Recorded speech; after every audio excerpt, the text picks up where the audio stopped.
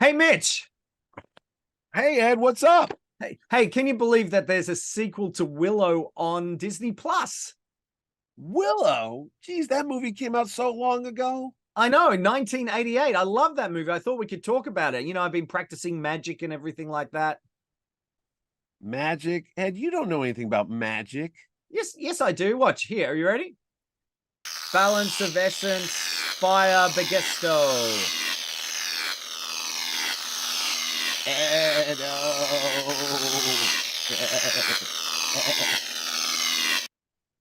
Let's just start the show.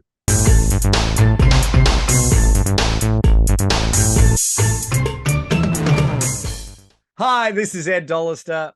This is Mitch Halleck. And welcome to another exciting episode of Mitch and Ed's Excellent Adventure. If it's your first time here, thanks so much for joining us. If you are a regular viewer, welcome back. We've got a great episode for you today, but before we get into today's topic, Mitch, how can you find out a little bit more about the show?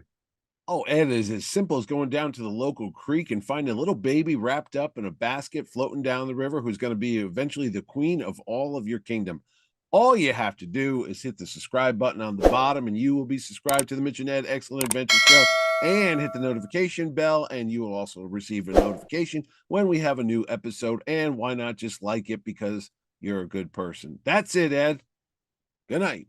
Oh no, Thanks I'm sorry. very much. Thanks for watching. No, we're going to be talking about Willow from George Lucas, Ron Howard from 1988.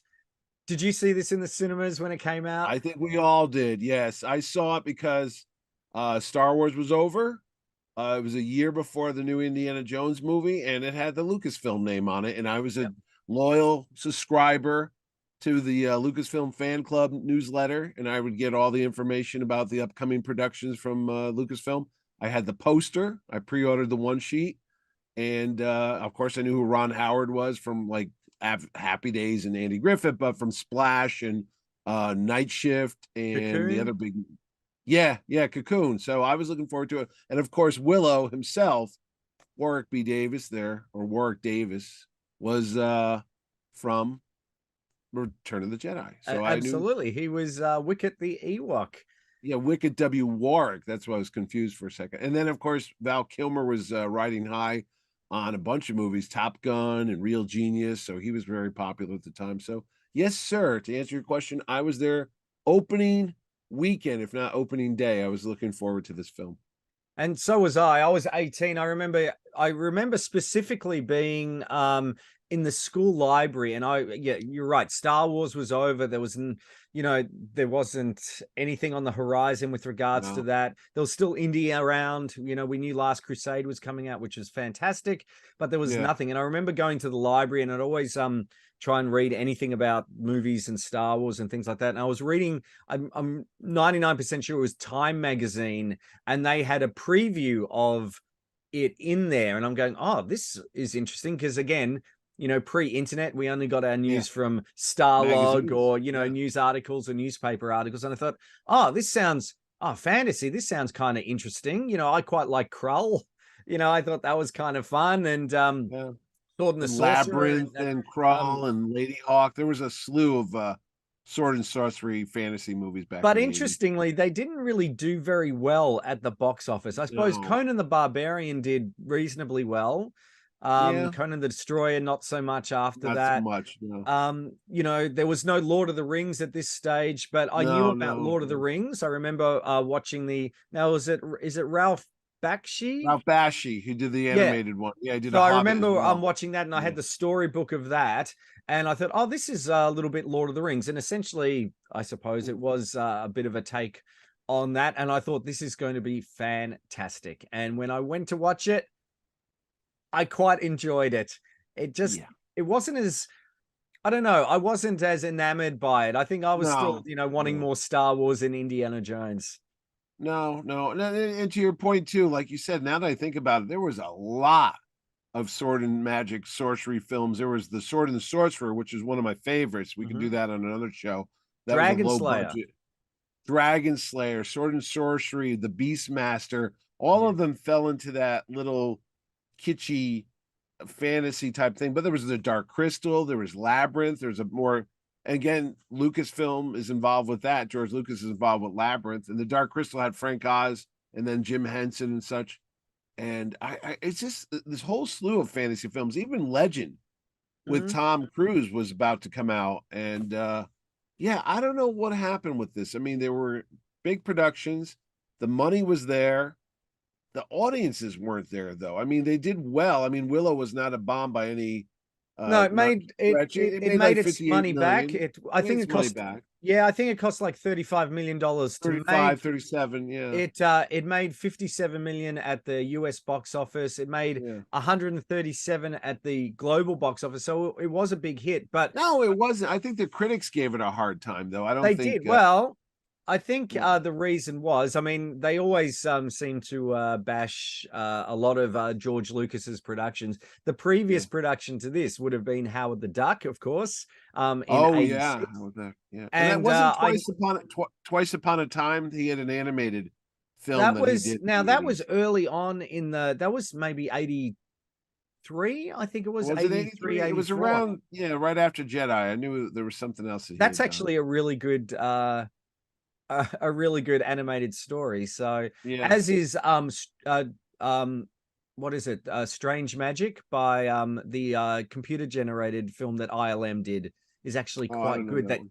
No, came and went. You should watch it. It's really quite good. I don't know. I never even heard of it. Yeah. Yeah, it was, yeah, cost, $100 And million. then he did it. There was a Japanese movie he Uh did. Kuwasar was not yeah, Kuwasar. with It was some, Akira Kurosawa, and it was that was Ran.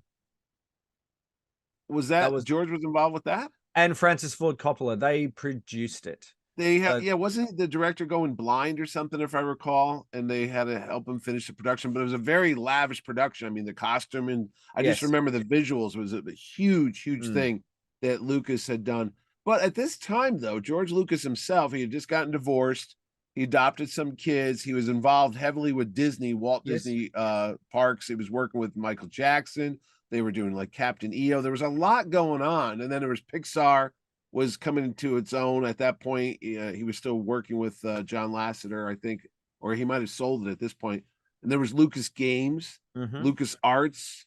There was a lot going on at Lucasfilm. And the thing of it is, Willow itself, the story by George Lucas, actually predates Star Wars because he started this idea in 1973 Hmm. with a story called Munchkins. And Yes. basically, it was kind of like a fantasy world where you have the evil empire and you have the small people that rise up and rebel, kind of like the Ewoks. But he had this before Star Wars, so he was thinking a long time Mhm. about a magical story with elves or dwarves or whatever you want to call the folks in the movie.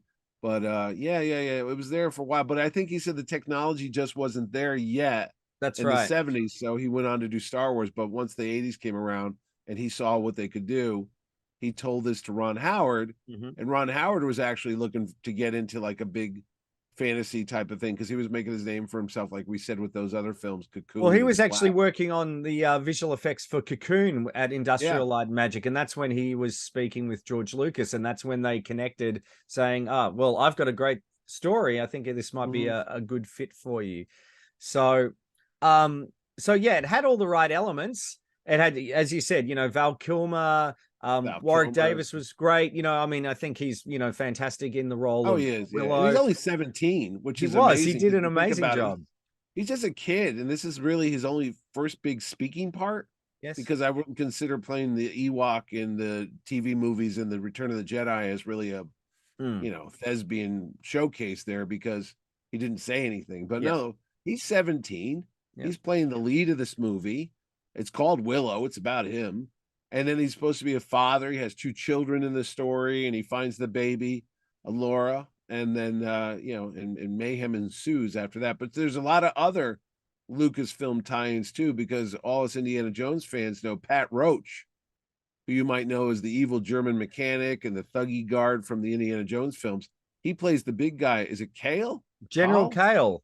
And do you General know Kale, why he was called General Kale? named after film critic Pauline Kael, from the New York Times who used to roast Lucas a lot with her movie reviews. That's right. In fact, I had a lot of her collected reviews. I must read. They're fantastic to read her reviews. Yeah, yeah. You know what? There's another critic connection in Oh yeah, the two of them, Siskel yeah. and So Ebert. you've got this fantastic I suppose almost the climax of the movie where a troll gets thrown into the water and turns into this two-headed fantastic stop motion Yeah, beast, which I thought was absolutely I fantastic thought it was by good. Yeah, that's Phil Tippett doing all yes. that back then. Yeah, And you found out, well, in some of the press materials, you found out that was named Iborsisk, was the name of the creature, of it course. was Ebert After and Roger Ebert and Gene Siskel's name. Ebert and correct. Siskel combined. Correctamundo. Yeah. So yeah, he had a thing, little tongue-in-cheek jab at some of the critics that were like, so I don't know why he picked on Siskel and Ebert. They were always very fond. I know Roger Ebert was always a big champion of George Lucas's stuff. He was Well, always. consequently, they gave it 2 thumbs down. The movie. Oh, did they really? Yes. Oh wow. Yeah, like you said, it's one of those movies, it's hard to put a finger on why it wasn't a bigger hit because overall it's entertaining, it moves well. There's a lot of comedy in it, which I don't know was intentional or it just so happened to be when they put it together. There's some funny parts to it, Yeah, like and you Willow, had the Brownies, Rick Overton, and the Brownies, Kevin yeah, the Pollak. R2 and the R2 and 3PO of this movie, Yes. the little guys that were running around with French accents, weren't they? They seem to be French. Yeah, Yeah, I never understood that. Like, oh, what are you doing? I'm like, how are they French? But I don't know. You had Joanne Whalley as Saoirse, Jean Marsh, who was fantastic as Bav Morda, who Who was was also in Return to Return Oz, to Oz. playing a similar sort of character, I Yeah, guess. there's another Star Wars connection because Gary Kurtz, who was the producer of Star Wars and Empire, went and made Return to He Oz. did So indeed.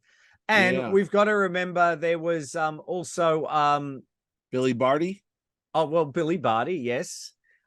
Kenny Baker actually makes a cameo in it. Oh, really? I didn't Yeah, know he's Kenny a Baker band was member apparently in the background. But there's a Happy Days connection other than who?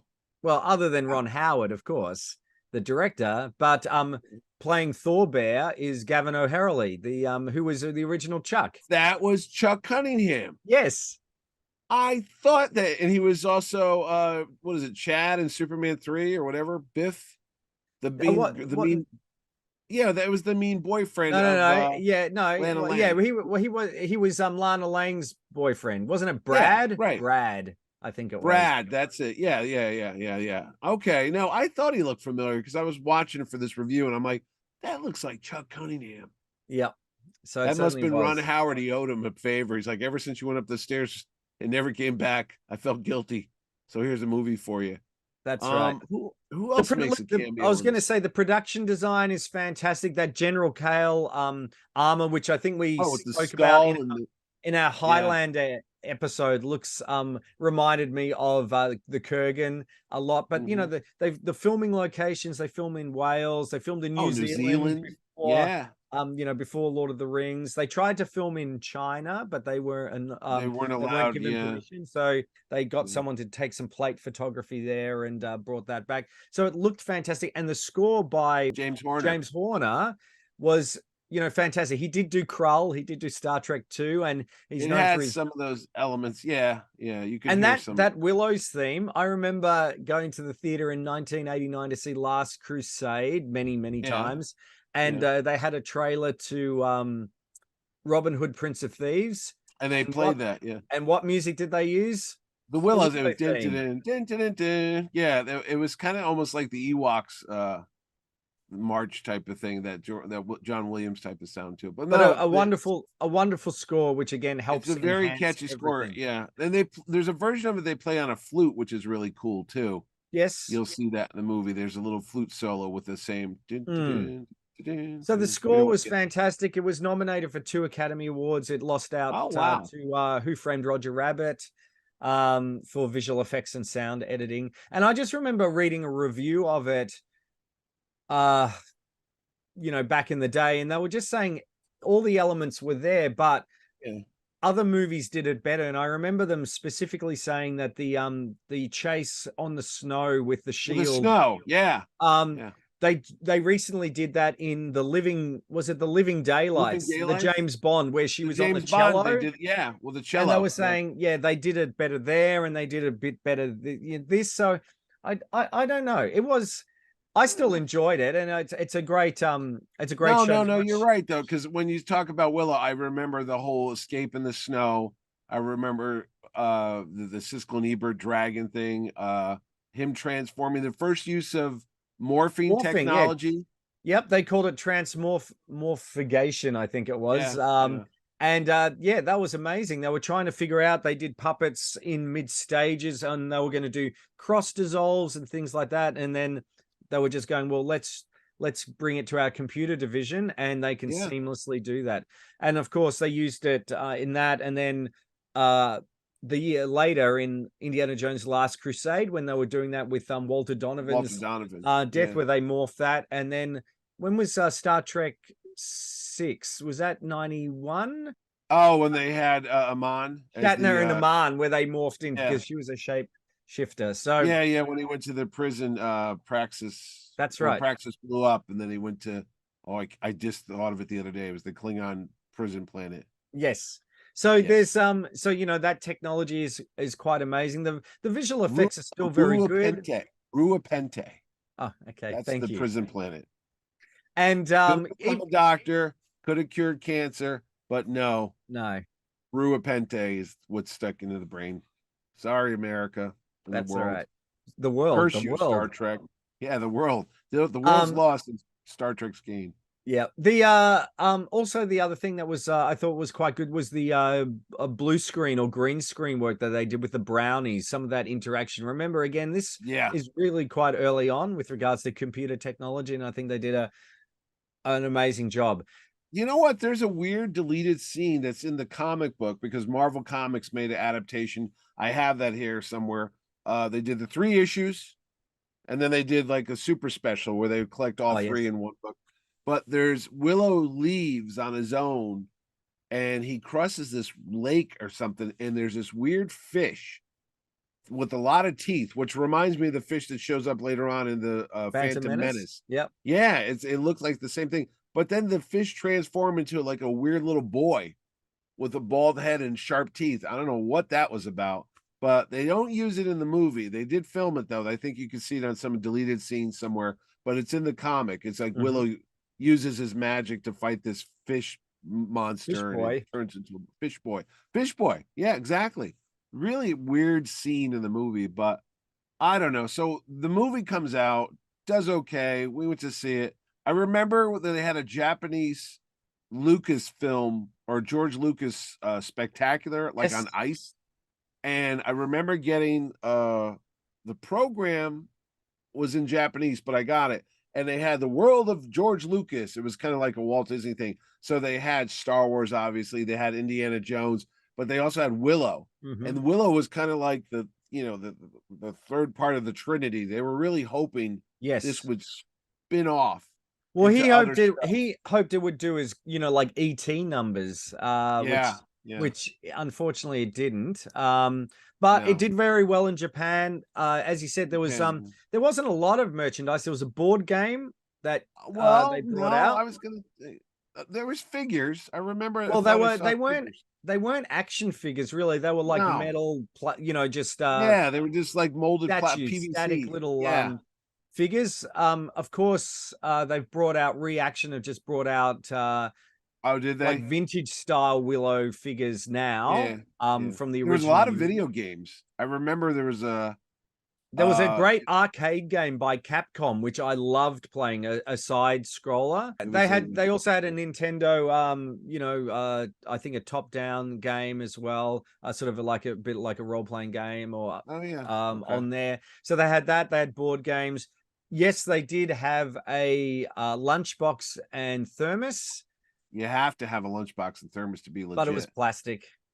Oh. So it's not as cool. They also they had the novel. Yeah, so I've got the novel there. Was it by Alan Dean Foster? It's not. It's by Waylon Drew, who sounds like a country and western singer. But I know. I was gonna say I've got all his album. Yeah, that's right. Based on the script by Bob Dolman. Um, We should do a show all about Alan Dean Foster, because if there was any movie adaptations in the 80s and 70s, that guy wrote everything. oh So my gosh, did he ever? So yeah, that's true. So was there a so calendar? I don't know if there. I haven't. I never had You one. know, I had a storybook. one of the things we don't talk about on the show, besides Lunchbox and board games and figures, there was usually a calendar that went with all of it. And then, like I said, the one sheet, which I'm going to say is Drew Struzan artwork, maybe. Was it John Alvin? Maybe it's John Alvin. I could have thought it was Struzan. I don't know. It's been a while. I don't think that's Struzan. That's No, have a look.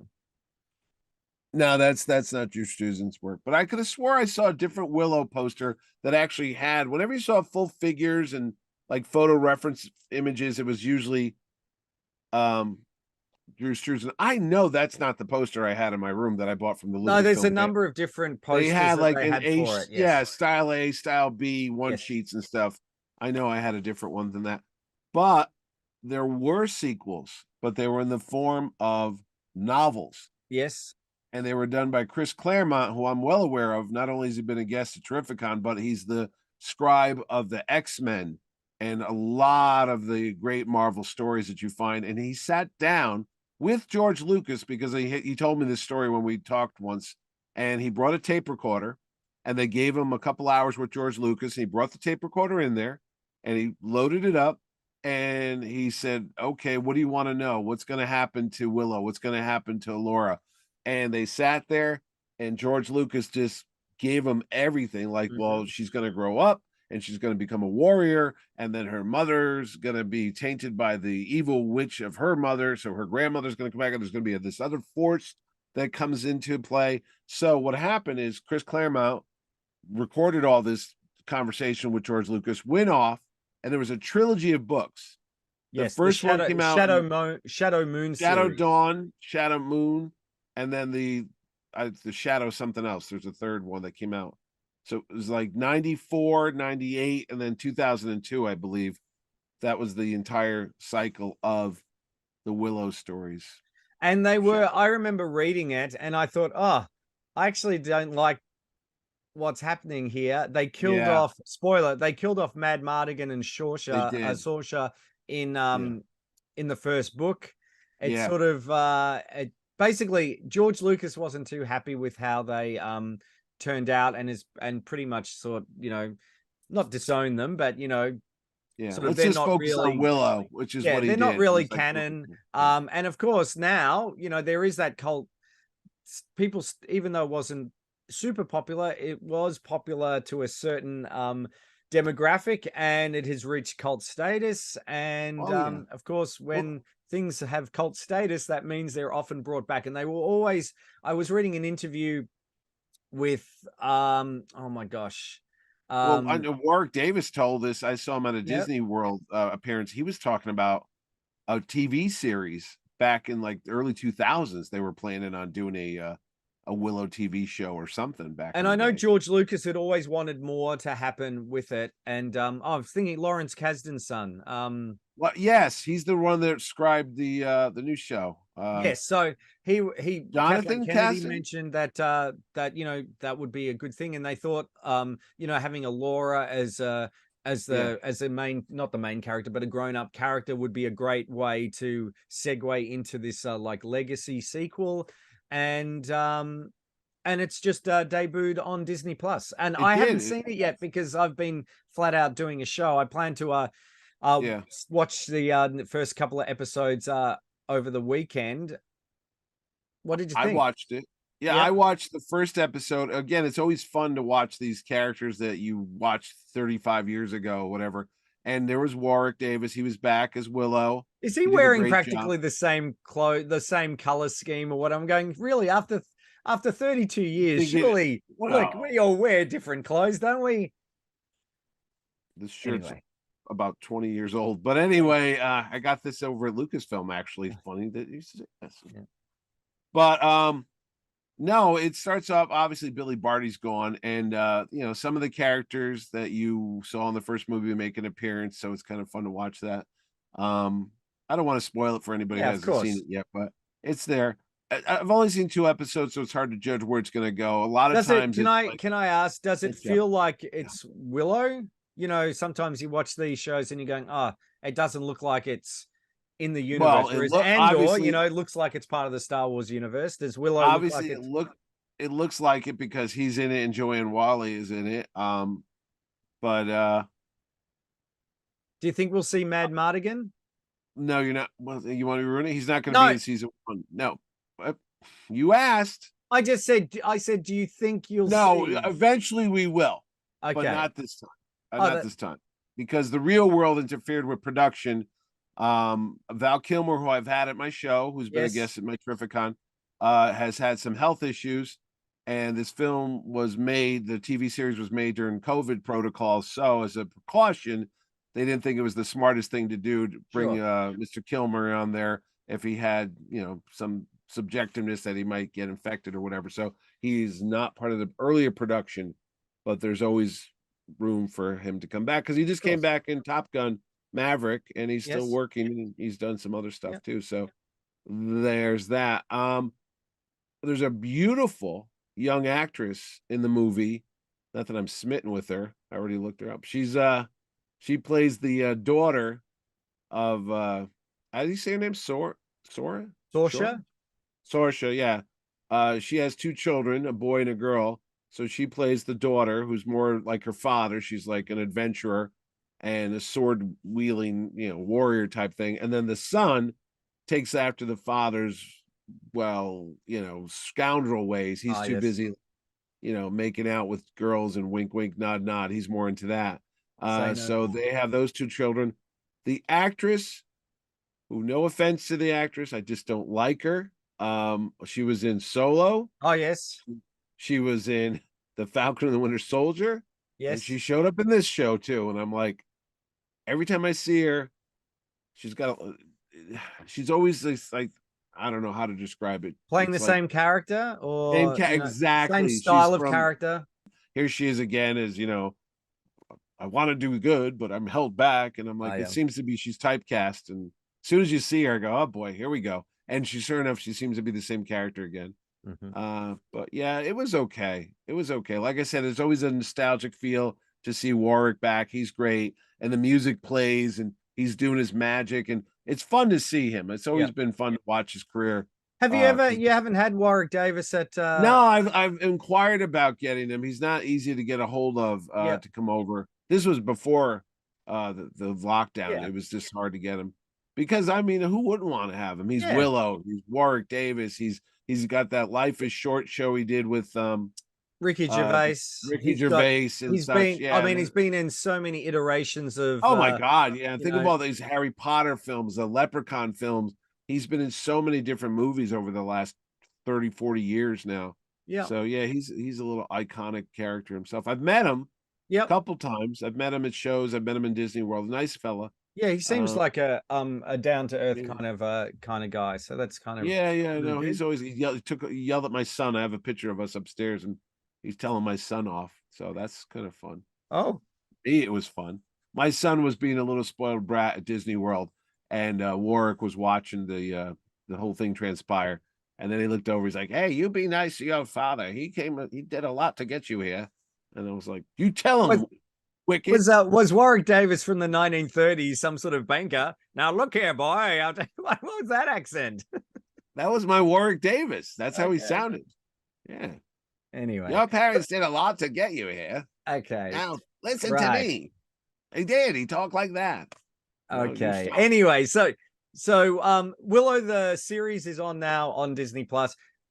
Willow the movie is also on Disney Plus. Available for streaming. It's available on DVD, video, VHS, Everything. everything. 4K. I don't think Yeah. there's a 4K of Willow What? out. Is there? There has to be. You would think there would be. I know Oh, there's a by now Blu-ray. everything's But 4K. We're in 4K. yeah, that's right. We're in 12K. Come on. We are. Yeah. We're in special K. Yeah, that's right. Special needs probably more than special K Well, for hey, us, let's but, not go there. So anyway, so Willow's a great movie to rewatch, and certainly I would recommend watching it just before watching Willow because you know Oh you'll yeah, make all those yeah. Don't just connections. turn on. You wouldn't know what the hell's going on if you That's didn't right. watch Willow. Like Yeah, with yeah. us, you wouldn't know what the hell's going on if you haven't watched some of our previous episodes. And how could you do that, Mitch? Oh, and it is as simple as freeing Mad Mardigan from a little tiny cage where he's gonna get out and run away. Just gotta hit the subscribe button below, and you too will be subscribed on our next adventure, just like Willow goes on. And who knows where we'll end up? Who Maybe knows? we'll In talk. fact, Maybe we'll talk like this. Hey, all here's right. your hit the That's like Eddie button below. Deason. Oh no, you got Eddie Deason's voice now. Now, hey guys, look, I'm eating nitrous oxide. Hey, talking All like right. this. So you might even know what adventure we're going on because you might have a suggestion. So remember to put that in the comments. And that's it. So check out Willow and check out our other episodes. Thanks so much for joining us. This is Ed Dollister. This is Mitch Halleck. And we'll see you next episode. All the best.